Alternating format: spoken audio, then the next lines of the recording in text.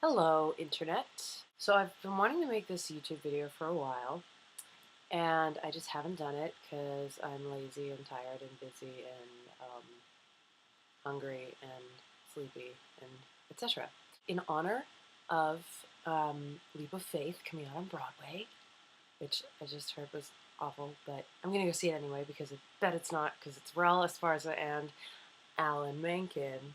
It has to be good. It just has to. So anyway, in honor of Leap of Faith coming out on Broadway, I decided to finally make the YouTube video, possibly series, that I've been wanting to make for a while. Basically, it's me talking about show tunes to my computer alone in my room, which is what I do anyway, but I'll be putting it on the internet because that's fun. Basically, I kind of just wanted to talk about why I love Alan Menken. I was having this conversation today with somebody actually about how, like, Alan Menken, I go to musical theater college, and Alan Menken is like the reason, if not like one of the reasons, why we all decided that we wanted to be performers, because we grew up with Disney movies and Beauty and the Beast and Hercules. And I kind of just wanted to talk about a couple like standout moments for me that make Alan Menken's music particularly awesome. And this might be like a long series because I do literally talk about this for hours. So the first thing I want to look at is Hunchback of Notre Dame, which is awesome. I just discovered the Hunchback of Notre Dame like last year, like a year and a half ago. I literally saw it for the first time in like over Christmas, like a year and a half ago. And I don't know how I missed it growing up, but like even if I had seen it, I probably wouldn't have gotten it because I was just sitting there and like, it was like snowy and I was home and I was like in bed eating cookies and watching TV, which is what I did all winter break. Oh, you know what? I'll watch Hunchback of Notre Dame. Like, it's a comfort movie, I'm sure. It blew my mind. The opening number is sick. Okay, it's this guy called Paul Candell who was in Tommy on Broadway, and he's like, I did all this research because I got obsessed with the one note, the note I mean, at the end. And so, like, I just listened to it over and over again, and I ran to the kitchen. I was like, Mom, listen to this note. It's awesome. And she was like, Stop. I have to pay bills, and I have a life. She should go away. Anyway, so she didn't get the magic. Reason one why it's awesome. Alan Menken and Stephen Schwartz. Not peanut butter and jelly, because that's just like too mundane. They're like a fusion of like particles in the cosmos. They managed to weave an actual mass, like a missa, through the whole song. Props to whoever came up with that. That's genius! And like it's through the whole score too. Like you listen to Hellfire, and he's saying like, you've got all the like judging church demon people like judging the judge. Ha! Judging the judge. Right when he says, "It's not my fault," they go, "Mea culpa," which means my fault. That's amazing, and you just wouldn't get that as a child, so I'm glad I watched this as an adult who has been in many chorus concerts. Reason number two, that it's amazing. The end note.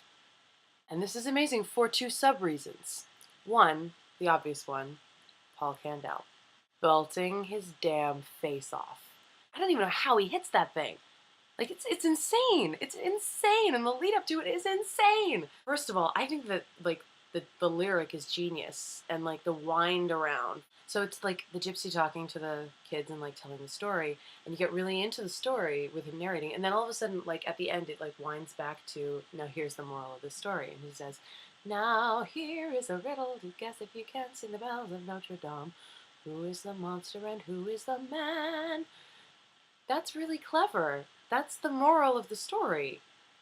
And it's done in a non-pretentious and really sweetly simple way, which is just like Stephen Schwartz's genius.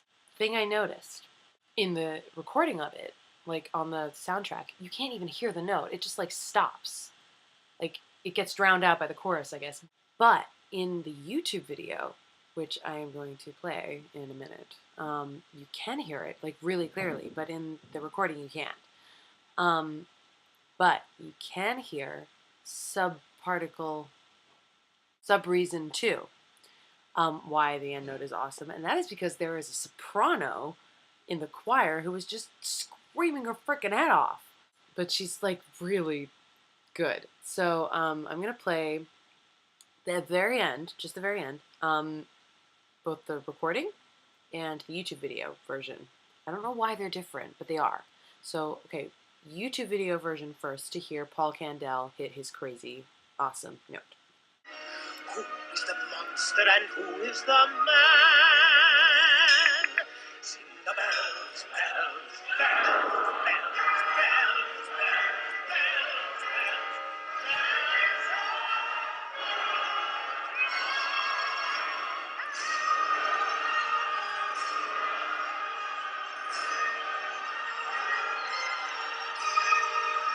bells, I can't. And it's like, mask! Ah! Cheddar! The other thing is the soprano. So I'm going to play the iTunes version of that in right now.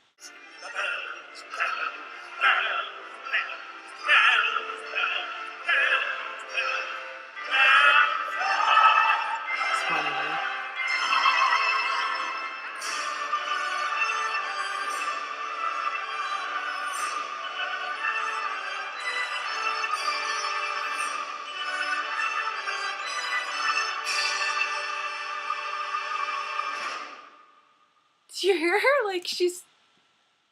Wait, stop playing. Did you hear that? That's like... I don't even... these people are so cool. That right there was a Menkengasm. Anyway, that's why I'm a geek. A huge geek, let's be honest. And I just like wanted to make this vlog because I like geeking out about music theory and stuff. And like that's literally all I have time for today because this is the longest ass video of me talking about stuff that basically only I find interesting. But I hope you enjoyed it, and there is more to come because I need an outlet for this adoration I hold for Alan Menken. So have a good night. See you next time.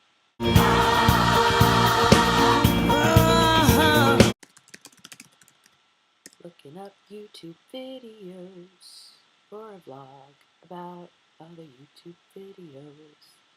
Womp womp. I am apparently a person who sits down to make a vlog with shoes on. I didn't notice that I had shoes on. Now I'm looking at my bed and my shoes, and you know what? If you're a person that judges me for that, get off my set. Anyway.